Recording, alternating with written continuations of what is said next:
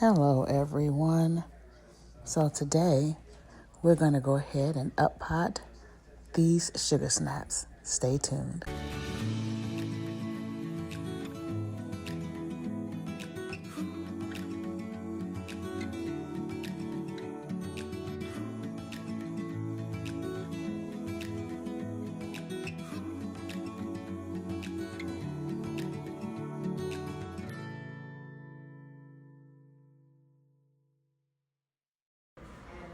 Okay, so what I want to do is I am going to try to transplant or up pot these sugar snaps into individual containers.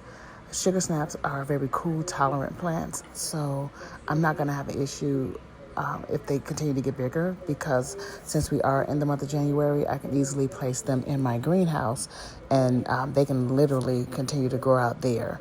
But the goal is to get all of them transplanted into each of these individual plants into their own pot. I am going to try to put about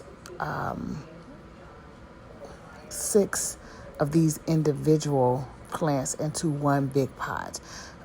So I was hoping to get about 12 to 14 plants. Originally, I told you that there was 100% germination on the magnolia sugar snaps, but I'm looking here and there's about there's about 4 and 4, so there's 8. So I am going to probably plant some more. The celery here, that did come in a little bit, so I'm going to try not to disturb that, but I am going to try to individually transplant them by separating them from the cells. All right, so I'm gonna try to do a couple and then speed it up because I don't want this video to be too long. So I have separated out of one cell those 2 individual sugar snaps. So right now I like to fill my little containers, not halfway necessarily, but either 3/4 of the way or halfway. And then what I'm going to do is I'm going to add some worm castings first. Even though there was worm castings in my original mix when I started the seedlings, I like to add a little bit more when I'm up potting. So I'll add the worm castings, and then I'll go ahead and add the cow manure. So that particular cow manure that I'm using is black cow. And then I like to just, again, mix it completely up. I do use my hands, so I like to make sure that I use bare hands without gloves, because I like to make sure that I'm feeling if there's any large particles in anything. And then I will go ahead and make sure that I, take out any big chunks. And so once I feel like that's completely mixed in, I want to obviously check it again once everything is all mixed together before I start placing the seedlings in there, just to ensure that it's nice and fine. And then just a note, when you are adding your seedling, unlike I would do with a tomato, which I would dig really deep and put that tomato as deep down as possible to make that the stem thicker. You don't necessarily have to do that with sugar snaps. They are naturally have like a thin stalk, so you don't want to put it too deep, but you don't want to put it too not deep enough, because it is a very fragile stem and it will break. So as you're putting it in, just put it kind of moderately in there and then kind of press it down. Okay, and so those 2 seedlings right there were from one particular cell. So I separated them from one cell. So as you'll see here, I'll do the same thing again. That root on that one is really long, so I like to just make sure I'm very careful as I'm breaking them loose. And because I do reuse my trays, these are, like I said, these are not the super sturdy trays, but they're not super flimsy either. So I like to be very, very careful by slowly loosening that soil from the tray so that it's not compacted, and because I actually have to pull it by the stem, and those stems, again, are very fragile. And so as I pull them loose, what you want to make sure that you're doing is that if there's 2 seedlings, because like I said, I don't thin them out, not my sugar snaps. I'll thin out other plants, but not the sugar snaps. You want to make sure that when you're separating them, that the tendrils are not, stuck together, and be careful because they're still babies. It'll break the plant if you just pull them apart. So watch out for those tendrils that are tangled. And again, I'm just going to repeat the same process. I'm going to fill it about halfway to 3/4 full, add in my worm castings, add in my manure, completely mix. Again, filling for any large particles. It's not that it's going to get in the way of anything growing. Unlike with seedlings, the seedlings have to press through that soil, but so you can't have large particles inside of the potting mix for seedlings.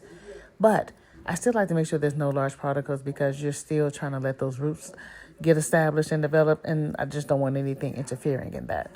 So again, I still mix, but again, check for any large particles. And then the same process, put it in there, but not too deep. But I do want to put it deep enough so that when I'm compacting that soil around it, it is making sure that stem is standing straight up. I don't really want it to grow at an angle because it could break, because they do get very, very tall because they're climbing plants. Okay. Another thing, I chose to use the same soil while transplanting these, the same soil that I used when they were seedlings. So it's the exact same thing. I'm just adding nutrients to it. I'm not adding any particular fertilizer. I'm just adding worm castings and the manure. And that's because, again, they're not quite ready to go into their permanent home. When they go into their permanent home, when I transplant them permanently, I'll go ahead and add some fertilizer. Right now, this is just still good. And remember, for me, I did add a little fertilizer in that mix. So it's still some, but I don't need to add more because it's growing perfectly fine, as you can see.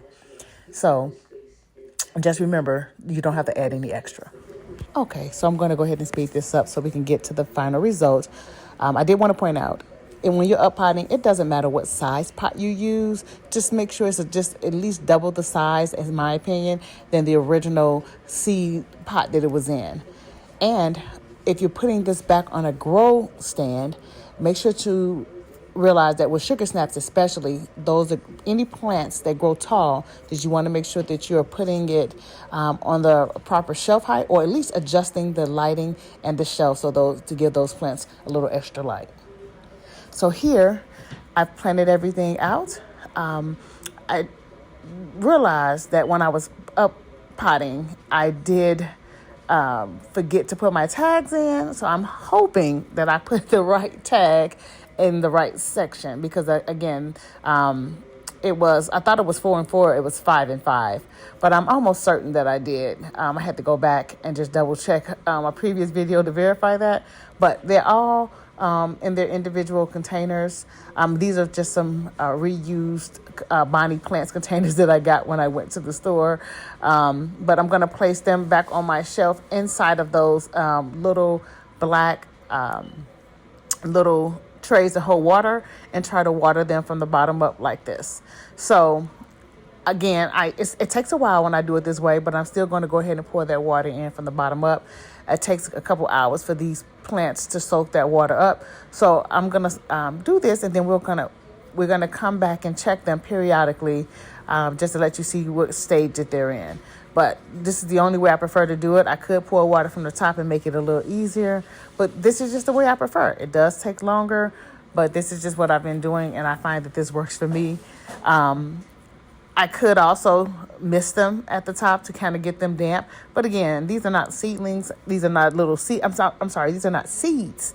So I'm not worried about anything blowing away. I would just prefer them to sit and just kind of soak that water in naturally and gradually. They're not going to go under the grow light right now. I usually turn that grow light on in the evening before I go to sleep. So they have a little while before they go under the grow light. So they got plenty of time to adjust. I do want you to take note, though, that the larger the container, if you're watering, if you're doing bottom watering, does take a lot of time. So you don't have to do this. I just find it waters it evenly, in my opinion, and it cuts down on that mold and that moss that grows on there when it's really completely soaked, because at this point it's only going to take in what it needs. just checking in midway. I don't know if you can tell that these are halfway watered. Can you see that that's at the halfway mark? So it's making its way there. But just wanted to kind of give you an idea that it does take us a second, but it will eventually soak through. Okay, so just we'll check back in momentarily. All right, everyone. As you can see, they're completely watered in. Happy growing, everyone.